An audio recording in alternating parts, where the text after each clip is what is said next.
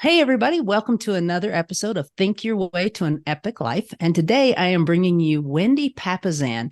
And if you don't know who she is, you should. This lady is an amazing woman who has accomplished more than most of us could even dream about accomplishing. And she is a philanthropist, and she's just a really neat person to get to know. She's got a lot to teach us. So get out your notes and get ready, because here we go.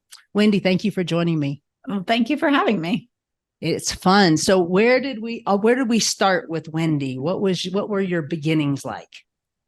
Well, that's such a big question. And so I guess a little about myself. So I run the Papasan Properties Group here at Keller Williams in Austin, Texas. It's a residential real estate team. I've been a realtor for 14 years.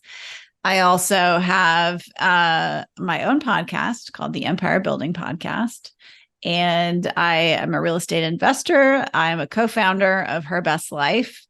And I run a business called Papasan Home Services, which helps people with their handyman and home remodeling needs. So that's kind of where I am today. And I don't know how far you want to go back. I mean, you said my childhood, but that's a really long way. So It's really, that's okay. that's okay. half a century. It's ago, okay. so. Okay. I get you. Me too. I just find it interesting sometimes, some people who achieve at the level that you achieve at, which is absolutely unimaginable to most people. They generally had a really, really great childhood, or they had not a really bad one. It's very rarely kind of the average. Well, I had an average childhood. So All right. I guess I'm the exception to the rule. But yeah, I grew up in a small farming community in northern Minnesota. Pretty small town, just 25,000 people, something like that. And I mean, lower middle class in the 70s growing up, I got to play outside a lot and ride my bike around the neighborhood before cell phones were a thing. And yeah, I think kind of an unremarkable childhood, honestly. So, All right. So what do you think has caused you to live such a remarkable life? Well, I attribute all of my success to Keller Williams. So I joined KW as a realtor 14 years ago, but I started in real estate investing about 20 years ago. And then, of course, my husband has been business partners with Gary Keller for 23 years. So that's really where our remarkable journey starts. And, everything I know about wealth or leverage or time blocking or goal setting or anything like that, I've learned from Keller Williams. Absolutely. So what would you say to someone who is brand new, is just coming into the industry? Let's say that they're coming from corporate America, high level corporate America, and they decide that they're tired of it. They want to do their own thing and they want to come into real estate. What would you say are the most important steps for them to really get their career up and going quickly? Well, so the thing about real estate is it isn't a get going quickly kind of business. It's really a pipeline industry. So it's like any kind of sales. So if you've been an executive at a company, it's going to be harder for you to think about, starting out, because first of all, you're going to have to kind of climb down your corporate mountain and become an entrepreneur, which is a pretty different mindset. And what that means is it's all on you. Your success or your failure is determined by how much effort you put into it. And you can be very successful very quickly by having as many conversations every single day about real estate as you want to. You could have 100 conversations about real estate every day, and that's going to accelerate your success. Or you could have one conversation a day about real estate, and that's going to determine your success. So real estate is not easy, but it's actually quite simple. Absolutely. And you're speaking from quite a bit of experience. How many homes do you think you've sold in your career? I've sold about 1,800. We've helped about 1,800 families in the last 14 years. So anything that you do repetitively, you get much better at. For sure. Yeah. I mean, Sure. I really believe in the compounding of life. That is where true success is built. And I think too many people, they like to move around a lot. And I get that. I used to be that way. And yet success in marriage, in parenting, in your finances, in real estate investing, in your business, it all compounds over time. And success looks different than most people think it does. Success is repeated activities done over time. And for a lot of people, that's boring and they don't want to do it. And you can have the tiniest activity, but if you do it over the course of 14 years, it's going to add up to something really big. Absolutely. So well said. And I do understand that people do think success, well, they don't think success is boring because they don't understand what it takes to get there. But the steps to get there, they can be kind of boring. Oh, you know. They can be super boring. Yeah. And all anyone else sees is that you've sold 1,800 homes. Like they don't see everything that went to getting you there. Did you start your real estate career initially with Keller? Yes. Okay. So let's back up to you and Jay. How long have you been married? We will celebrate 25 years of marriage next year. Yay! Oh my gosh. Okay. So 25 years of marriage. And were you weren't in real estate yet? No, I started in real estate in 2009, which was 14 years ago. And Jay and I met when we were living in New York City. So even before we were in Austin, which is where we are now. Okay. So how long has Jay been with Gary? 23 years. So you met him first. You had him before Gary. Yes. He's all yours. How did they meet initially? So when we moved to Austin, Jay's background was actually in book publishing. So when we met in New York City, he was working for HarperCollins, which is a big book publisher. And he published many best-selling books even before we moved to Austin. And so as there is no book publishing in Austin, he decided that he was going to be a freelance writer when we first moved here. And that was kind of a slog. And so after we'd been here probably about 7 months or something like that, he was looking for a job. And so he had a job as a newsletter writer for KW. And at that time, Keller Williams was pretty small. There was maybe 6,000 agents. Now there's over 190,000. And so Jay applied to be that newsletter writer. And at a certain point, after he'd been there a while, I don't know how long it was, maybe a year or something like that, the company decided that their one thing to move the company forward would be to write a book on how to be, best-selling book on how to become a great realtor. And so Jay heard about it and approached Gary. And actually, it's a really great story because they were in the bathroom and Gary owned the building and was not, the Gary Keller at that point was actually the landlord. So he was like actually plunging the toilet because he was the landlord. And so Jay was like, hey, Gary, I don't know if you remember, but, my background's in book publishing. And so Gary said, come to my office and I want to show you some of the books that I've picked out as models for the book. And so there were 5 books, and as luck would have it, 2 of the books were actually books that Jay had worked on when he was at HarperCollins. Yeah, in New York. It's pretty remarkable. And so Jay was like, well, those are my books. I've edited those books. And so Gary was like, well, guess what? You got a new job at KW. And it's, there's 25 people at the company. So it's small. It was really small at that point. And so that really started their partnership. And so they wrote that first book with Dave Jenks and Gary in about 6 months, something like that. It was very quick. And it's gone on to sell millions and millions of copies. Do you ever stop to think like the podcast is you, and you in and of yourself have done unbelievable things, and we'll get into that. Do you ever stop to think that the things that you did yesterday are powerfully impacting people right now and will impact them for years and years after you're no longer even here? Is that, how cool is that? Yeah, it's incredible. Well, I mean, one of the gifts that I've gotten from Keller Williams and having Gary Keller as a mentor is this understanding of how impactful one person can be. I think sometimes we feel like everybody else should do all the things, but really, he's built a real estate empire, 190,000 agents. I mean, millions of agents that have kind of come and gone inside of KW, and the impact that they've had on their teams, their communities, their families. It's just remarkable.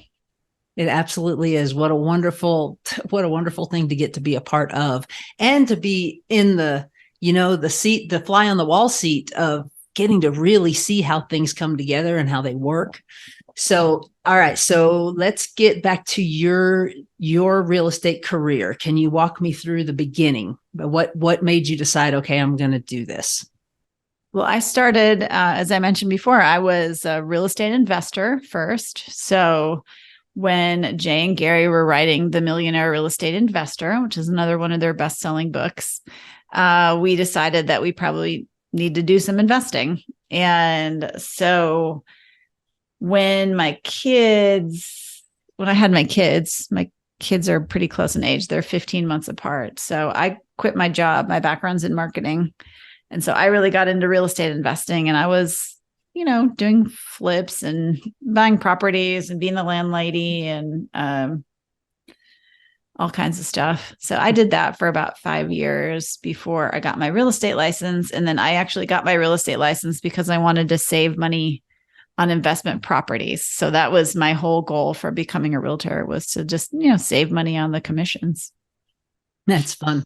Yeah. It's funny, the things that got everybody into where they are, and then to watch where you end up getting taken. So you got in. Yeah. Well, I think personally, that's one of the great things about being in real estate is that a lot of people do start out part-time, especially, young moms. And it's an incredible opportunity to create a career after you've been out of the workforce for a while. Because frankly, it's kind of scary, if you haven't worked. And so to be able to come back in and feel like you've kind of control over your destiny, and you can grow your business or shrink it down depending on where you are in your life. And that's just one of the things that's amazing about real estate. It gives you an awful lot of freedom. And in your real estate, I'm going a totally different way because we went that way, and I love to just go with the flow. In your experience with having team members and mentoring so many people in real estate and your podcast and all that, what are some of the most wonderful memories that you have, or moments that you can say that was incredible, where someone came in that was a single mom maybe, or completely destitute, and against all odds is now living this incredible life?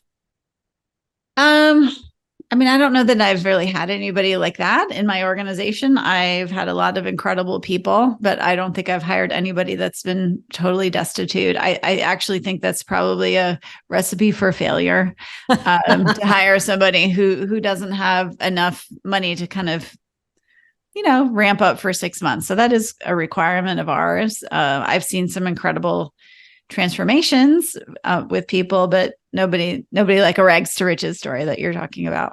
Well, I mean, rags to riches, rags being that, yes, I've got 6 months, but not much past that. I've never made more than $50,000 a year, and I'm saved up enough to do this. And, well, I think it happens, it happens a lot. Like everybody on my team who does the work is generally successful. I think the top person in my organization has done 99 deals in a year on our team. So how did that feel? I'm thrilled for him. Absolutely. 99 deals in a year. That's a hardworking person. Yeah. Very cool.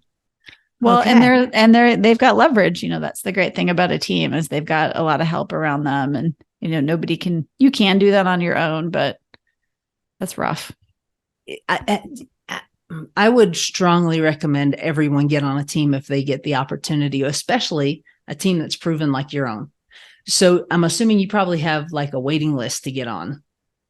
We just have a small team, so we're more administrative heavy. We actually have about as many operations people as we do sales agents. So, most of our sales agents do between 40 and 100 deals a year. Yeah, those are high running folks right there. That's awesome. What tips or tricks, what books would you recommend to our listeners that would help them get from where they are to where they want to be? Well, I mean, my favorite book is probably The One Thing. It's by Gary Keller and Jay Papasan, my hubby, and it's a remarkable book. It's about focus and finding your purpose and really focusing on the things that matter most. I think so many of us as realtors, we say yes too much. It's really easy to say yes. We're kind of like yes people, and we start every day by opening our email, which is essentially other people's priorities. So we open up our email and we ping around on other people's priorities, and then we wonder why we haven't really moved the needle forward. And that's because we don't have intention around our day. And the One Thing book teaches us to wake up when we have energy and be intentional and do the things that matter most. And if you can do that at least a little bit every day, you're going to look up and be wildly successful. Very, very good advice. So what does a day in your life look like if nothing crazy happens? Like you get up Well, I don't sell real estate anymore, so I have a lot more control over my schedule. I haven't sold real estate in quite a few years.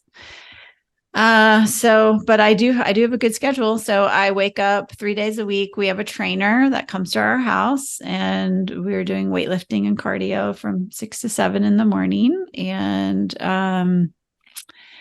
then the other days I'm usually reading during that time. And then I've got a certain amount of time just to get ready in the morning where I'm figuring out what my day looks like. So writing down my schedule, writing down my 3 things I'm grateful for, writing down 3 things I'm looking forward to, thinking about what a win was from yesterday. So doing a little journaling as far as that goes. And then we have our Tuesdays and Thursdays, we have scripting with our team. So we do scripts and role play. And then the other days we have a huddle at 9:00. So huddle starts at 9, and it's just a quick huddle where there might be a little bit of training or just to check in. And then we all do what our one thing for the day is. So like what our most important thing is for the day. And then theoretically everybody rolls into and does their one thing. So for me, it's usually lead gen and our lead follow-up. And I do that for 90 minutes. And after that, it's different. Mondays, I'm meeting with my key people. I have multiple businesses, so meeting with my key people. And otherwise, doing my favorite podcast interviews. Well, we appreciate it very much. So what do you see in the next 5 years? So I really like what I'm doing right now. So I am really enjoying leading my team, kind of my role on the team, and I will continue to do that. I'm going to continue to be have a leadership role with Her Best Life, which is another one of my businesses that helps amplify the lives and voices of women in business, which got a big event coming up in Nashville, September 20th through 22nd. And hopefully continuing my podcasts, going down the investing road. We're still doing lots of different investing kind of things. That's fun for me. And my oldest son left for college this Saturday, and my second son is going to graduate next year. So being more of an empty nester, in 5 years. Wow. Okay. Yeah. That will be very different. Okay. Yes. So Her Best Life, one of my coaching clients, mutual friend, Ryan Major, absolutely. You would think that you are paying her to scream from the rooftops how powerful that has been for her. And I'm sure for many, many other women that have come there. Yeah. So I started Her Best Life. It actually started from my own journey of being a female entrepreneur and feeling lonely in it. I actually joined an organization here called EO. It's Entrepreneurs Organization. It's actually a national organization, and you have to make more than $1 million in your business annually to be able to apply. And so I got in, and Austin has the largest chapter of 150 members, but only 10% of them were women. So I got in, my kids were quite young at the time, and I just was having a different experience as a female entrepreneur versus some of the men that I was talking to. And so it's a great organization. I don't want to knock it. And I needed to have different conversations than I was having in there.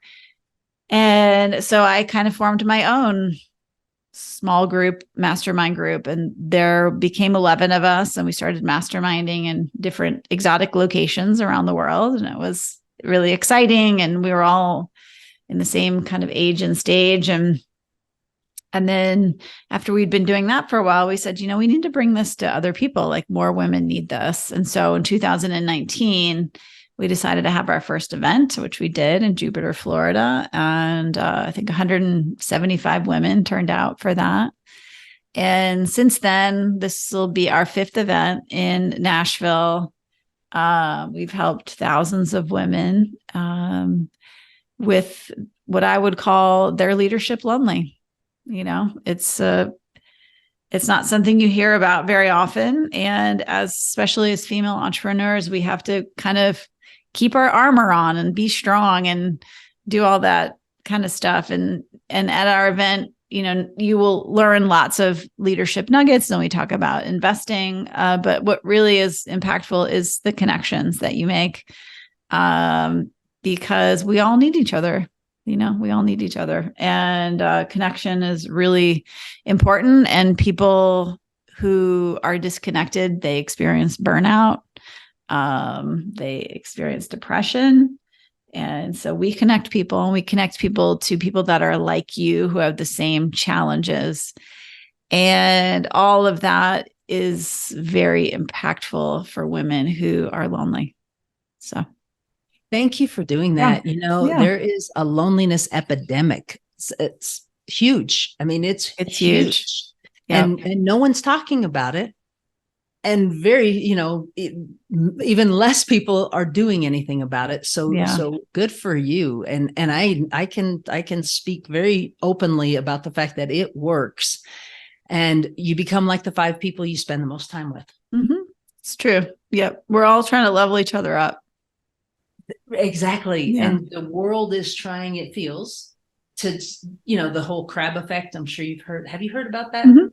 That the crab effect is just so pathetic, and it's out of love. The people who love you see that you're growing, and they're afraid you're leaving them. Please don't go. And they will pull you back down, and they mean it out of love, because it is scary.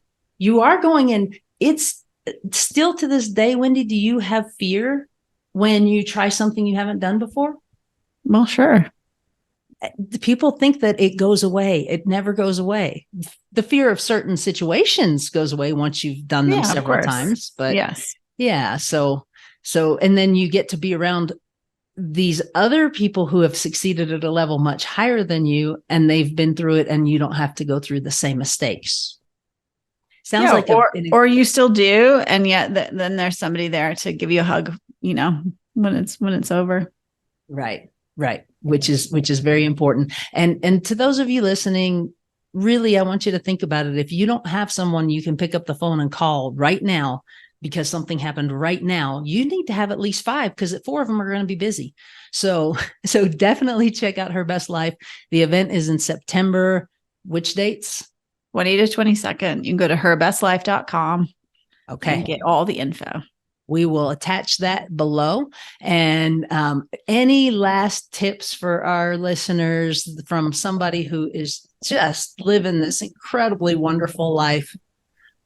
Well, I mean, my life is wonderful, but it's also hard too. So life doesn't really ever stop being hard, and you get to choose your hard. So for some people, they choose a life of poverty, by not doing the right things when they're younger. And, it may be that they didn't know, but for a lot of people, it's a choice. They choose to spend their money on different things. And, it's not, my life is not easy now. It's just that you also get to, do hard better, right? The older and more experience you get, you can really learn how to do hard better.